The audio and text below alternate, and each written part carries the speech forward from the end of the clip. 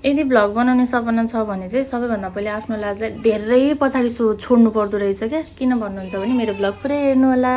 Good morning साथीहरू। म चाहिँ उठेर नुहाइधुवाइ भ्याइवरी पूजासुजा भ्याएँ अनि त्यसपछि चिया बनाउन थालेँ। चिया खाएर अनि म चाहिँ खानाको तयारी गर्न थालेँ। खानामा चाहिँ आज घिरौँला पकाउँदैछु।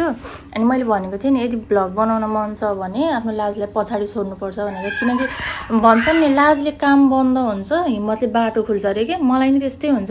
मेरो भिडियो हेरेर कसले के भनिरहेको होला, कसले के सोचिरहेको होला, कसले के कुरा गरिरहेको होला भनेर एकदम धेरै सोध्छु कि मैले।